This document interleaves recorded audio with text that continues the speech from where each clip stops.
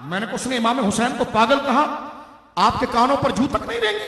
کہ نہیں وہ یہ کچھ اور کہنا چاہتے تھے. تو میں نے کہا وہ کہتے نا.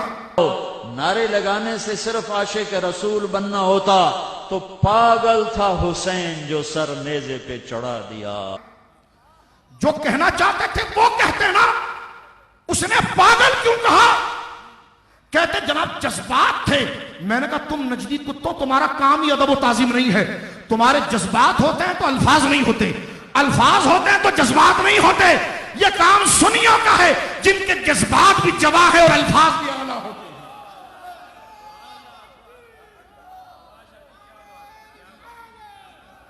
یہ تبلیغ تمہارا کام نہیں. صحابہ اور اہل بیت کی محبت کو بیان کرنا تمہارا کام نہیں. اٹھائیے ایک کلپ میں وہ کہتا ہے معاذ اللہ، سنیے غور سے.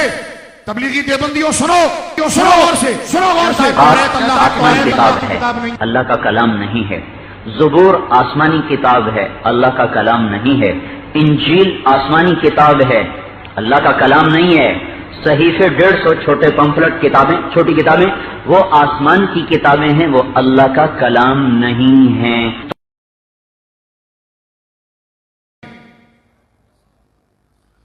زبور اللہ کی کتاب نہیں ہے، انجیل اللہ کی کتاب نہیں ہے. اور آپ ڈھونڈنا جناب کہاں پر یہ تقریر کا نام ہے میلاد النبی، اور تقریر فیصل آباد جامع مسجد عائشہ کی ہے. ابھی جائیے نیٹ پر، نیٹ کا زمانہ ہے، ابھی نیٹ واضح کیجئے، میلاد النبی لکھیں، اس بندے کا نام لکھیں طارق جمیل کا، مسجد عائشہ کا نام لائیں، پوری تقریر کو ڈاؤن لوڈ کریں. جو جملہ میں کہہ رہا ہوں اگر وہ نہ ہو، عدالت کہیں گے عدالت، جہاں کہیں گے جہاں، آنے تیار ہوں. اس لیے کہ الحمدللہ جن بزرگوں کے قدموں میں ہم بیٹھتے ہیں، نہ وہ ہمیں بے غیرت بناتے ہیں نہ ہمیں جھوٹا بناتے ہیں. سمجھ رہے ہیں آپ میری بات؟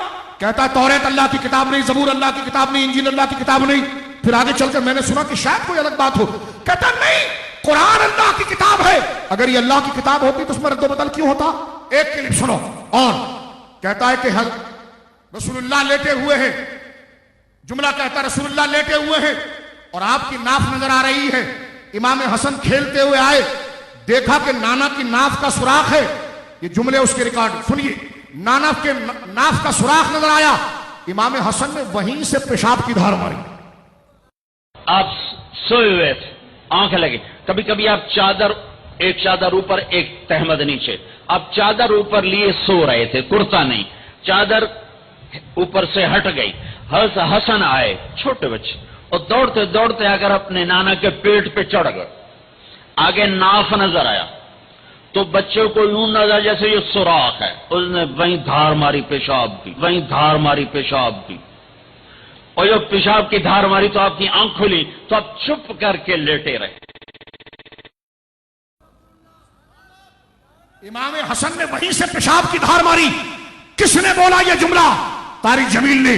اوے یہ کانفرنس تجھے الٹیمیٹم دے رہی ہے، تو 295C کی بات کرتا ہے، اس سے آگے بھی ہم جانے کے لیے تیار ہیں. کیا سنیو نکلو گے؟ انشاءاللہ. پورے پاکستان میں نکلو گے انشاءاللہ. انتظامیہ سے ہم کہتے ہیں کہ اس کی خبر لے اور ایسے شخص کی تقریر کو بینڈ کروائیں، کیونکہ ایسی تقریریں جو ملک میں فساد پیدا کریں.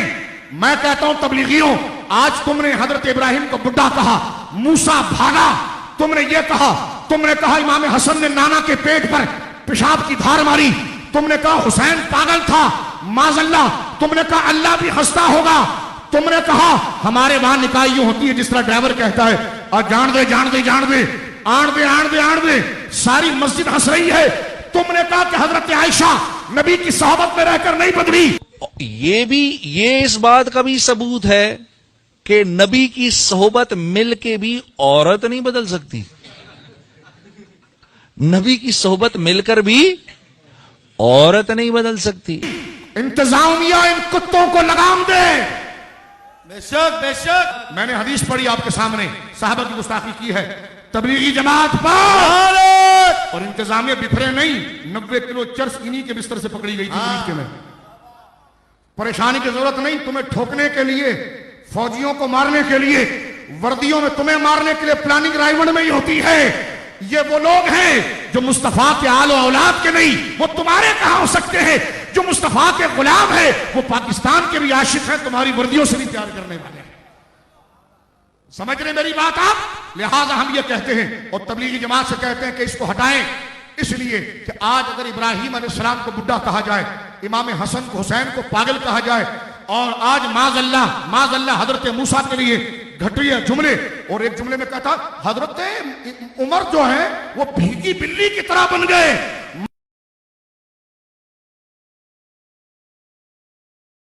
معاذ اللہ یہ جملے کہے جائیں۔ مجھے بتاؤ یہ نوجوان کہتے نہیں کہ ہم تو نوجوانوں کو قریب کر رہے ہیں، میں نے کہا جو نوجوان تم سے یہ لب و لہجہ سیکھے گا تو 10 سال کے بعد وہ مسجد میں پھر کلب بنائے گا۔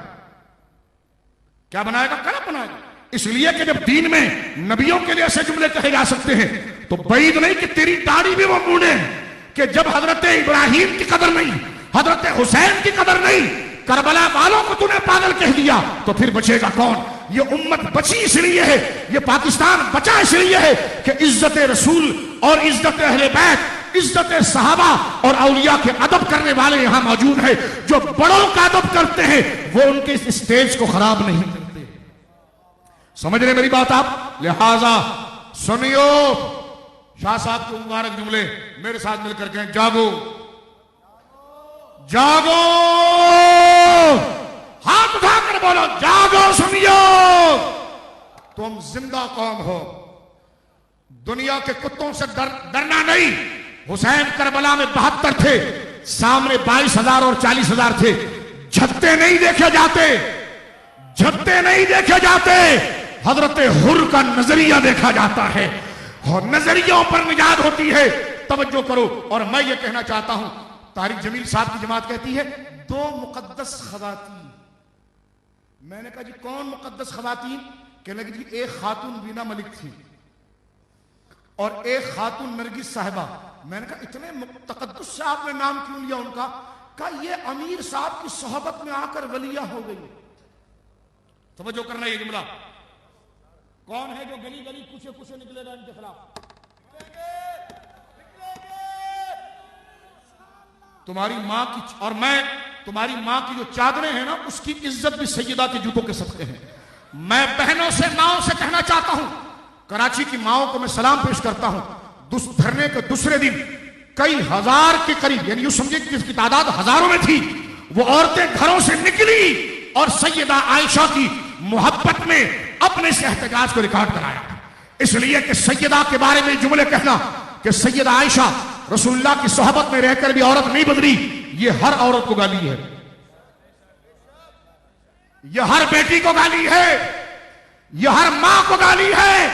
اس لیے کہ مائیں جب اپنی عفت و پارسائی بیان کرتی ہیں تو سیدہ زہرا کے پردے کا ذکر کرتی ہیں، جب بیٹیاں اور مائیں اپنی پارسائی کو فخر سمجھتی ہیں تو سیدہ کی چادر تطہیر کا تصور کرتی ہے۔ یہ کہنا کہ نبی کی صحبت میں بیٹھنے سے عورت نہیں بدلی، میں پوچھتا ہوں مجھے بتاؤ یہ 2 مقدس خواتین، میں نے کہا کون سی خواتین؟ حافظ ضامن جلال آبادی سہارنپور میں جن کو مرید کیا کرتے تھے اور سال میں ایک دفعہ جایا کرتے تھے، کہتے یہ 2 مقدس خواتین، میں ان کے وینا ملک اور نرگس صاحبہ، میں نے کہا اتنے ادب سے نام کیوں لیا؟ کہا جب سے امیر طارق جمیل صاحب کی وہ صحبت میں آئی ہے تو ولیہ ہو گئی۔